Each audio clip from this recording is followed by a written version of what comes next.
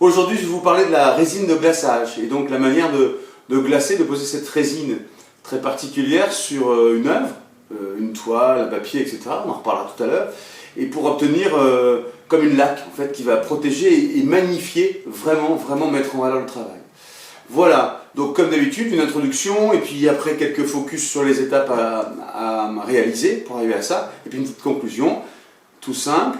En intro, je voudrais quand même vous dire que j'ai pas mal hésité avant de faire cette démonstration parce que pour moi les résines de glaçage ou les résines standard cristal qu'on verra une autre fois, c'était un domaine un peu réservé, un peu technique, précieux, chimique, avec des mélanges, etc. Un truc un peu compliqué et puis qui demandait pas mal d'application et de précision.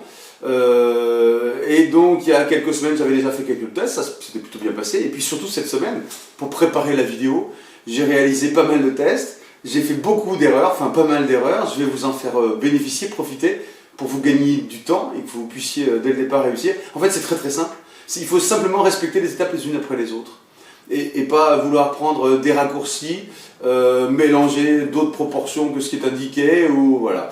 Donc c'est très simple, vous allez voir, et c'est surtout le résultat est magnifique. Donc on va commencer, juste avant je vous présente le matériel. Nous on a choisi toute la gamme PBO de résine, elles sont très faciles d'utilisation. Bon rapport qualité-prix, c'est pas donné quand même, mais vraiment, même par rapport à un vernis, je pense que vous regarderez, il n'y a pas de problème avec ça. Et à chaque fois, dans chacun des kits, il y a tout ce qu'il faut pour travailler. Vous avez jusqu'à la paire de gants à utiliser pour ne pas vous en mettre partout, parce que c'est quand même un produit un peu poisseux. Vous avez à chaque fois du durcisseur, de la résine, et vous allez voir qu'on va mélanger ça ensemble. Une petite spatule pour faire le mélange, une ou deux spatules, des dosettes qui permettent de bien justement respecter les proportions, vous allez voir. Et puis moi j'ai rajouté un petit gobelet en plastique pour faire le mélange. Et puis voilà, c'est tout simple, vous allez voir, vous inquiétez pas, on va y aller étape par étape, comme d'habitude, et ça va marcher. Donc on démarre par la première phase. Alors la première étape, c'est le mélange des composants. Donc vous prenez un récipient, vous n'oubliez surtout pas, croyez-moi, de mettre vos gants protecteurs.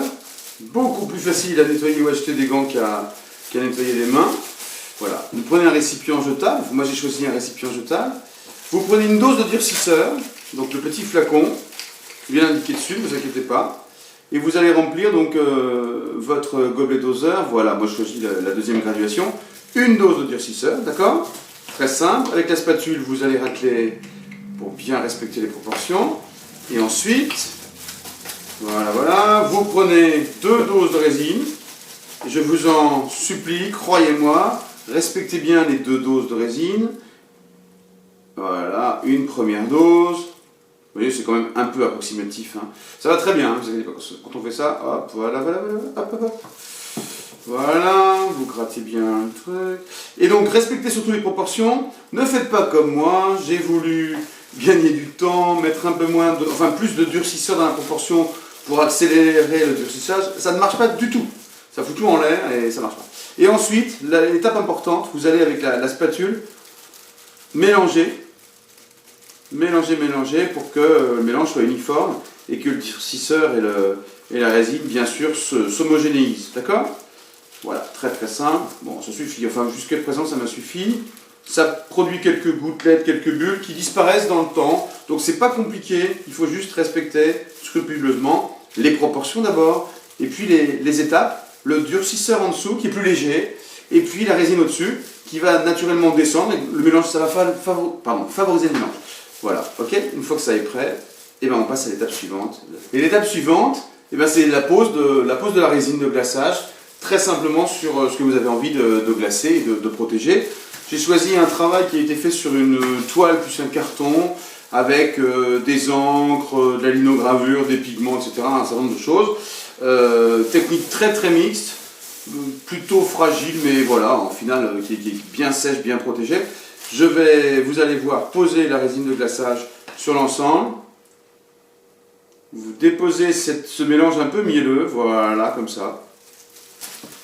C'est tout simple, hein. Et puis vous allez avec la spatule répartir uniformément sur l'ensemble. C'est inratable, donc ne vous inquiétez pas. C'est plus facile finalement à poser qu'un vernis. Vous posez ça, et le grand intérêt de la résine de glaçage, eh bien c'est qu'elle va naturellement, alors là c'est pour la démonstration, pour la vidéo, je fais un peu vite, un peu comme un cochon. Et vous pouvez, regarder, voilà. Vous allez avec la spatule amener la résine, qui est quelque chose, encore une fois, de très très mielleux, très, très sirupeux. Amener la résine sur les bords. Voilà, voilà.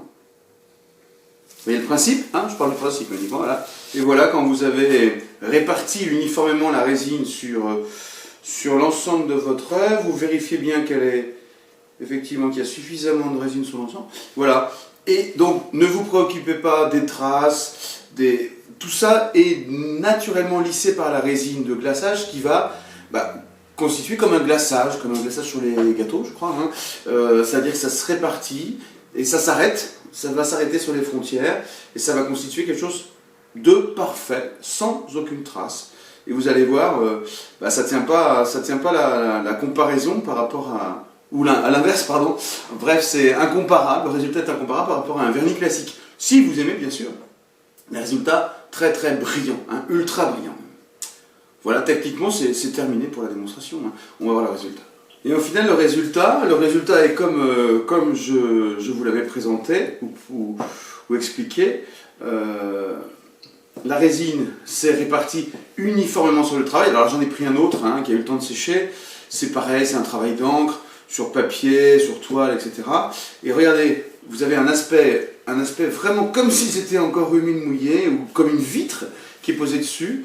Le travail est magnifié parce que les couleurs sont éclatantes, elles sont beaucoup plus fortes. Et puis on a ce côté fini, terminé, impeccable, qui est vraiment magnifique. Alors qui ne s'applique pas à tous les travaux, bien sûr, mais dans certains cas c'est vraiment génial. Et puis voilà, pour l'exemple aussi, j'ai fait des tests sur des cartes postales. Vous voyez, une carte postale classique, avec la résine de glaçage, elle s'est répartie uniformément bien sûr sur la toile. Il n'y a pas une trace, il n'y a rien du tout sur la carte postale, rien du tout. Et elle s'arrête sur les côtés avec un côté un peu bombé qui donne un aspect voilà, vraiment super sympa. Alors évidemment sur une carte postale ça a ses limites artistiquement, mais peu importe, ça permet de l'intégrer. Et on peut faire ça avec des photos, on peut faire ça avec pas mal de choses. Surtout revenons sur des travaux, là j'ai mis une grosse goutte sur un carton plein de fleurs noires, sur lequel il y a un peu d'écriture, et une grosse goutte de résine de glaçage, ça fait des effets intéressants. Ça peut se faire sur toutes les surfaces, bon, et c'est encore une fois très très accessible. J'ai réussi, j'ai même pas fait d'erreur. Voilà, démonstration, vidéo terminée, super simple. Moi, ça m'a donné confiance en moi, j'ai réussi à faire de la résine, j'ai réussi à glacer les travaux.